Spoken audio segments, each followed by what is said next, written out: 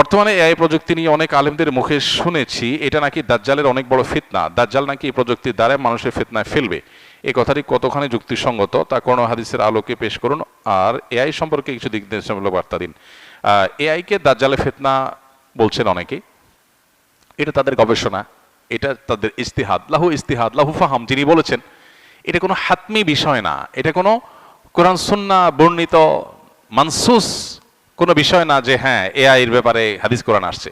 কোনো আলেমের গবেষণা, তার কাছে মনে হয়েছে যে এটাই আস্তে আস্তে মানুষকে দাজ্জালের ফিতনার মতো বিভ্রান্তির দিকে নিয়ে যেতে পারে। তো কোনো আলেমের গবেষণাকে গবেষণার পর্যায়ে রাখতে হবে, এটাকে ওহির পর্যায়ে নেওয়া যাবে না।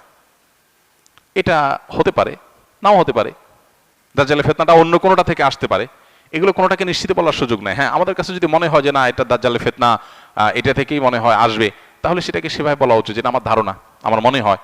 মানুষকে সতর্ক আমি করতেই পারি, বাট নিশ্চিতভাবে আমি বলে দিলাম এই রাইট আমার নাই, কারণ আমার কাছে ওহি আসে নাই, এবং আমি এটা বলতে পারি না অন্য কোনো ওই থেকেও দাজ্জালের ফিতনা আসতে পারে। তবে এটা ঠিক যে এটা এক ধরনের ফিতনা এবং বিভ্রান্তিতে মানুষকে ফেলে দিচ্ছে, উম্মাকে ফেলে দিচ্ছে, এবং নানাবিধ ফিতনার দুয়ার উন্মোচন করছে। ফিতনা কোথায় গিয়ে ঠেকবে, কত বড় আকার ধারণ করবে, সেটা আল্লাহু আলাম। পাশাপাশি এর ব্যবহারের কথা বলেছেন। ব্যবহারের বিষয়ে এআই দিয়ে যদি শরঈ কোনো কাজ করে কেউ, গায়রে শরঈ কাজ না করে, এটা জায়েজ। এটা একটা টুল বা এটা একটা টেকনোলজি, এটাকে ব্যবহার করে যদি শরিয়া নিষিদ্ধ নয় এমন কাজ কেউ করে, তাহলে সেটা করতে অসুবিধা নেই।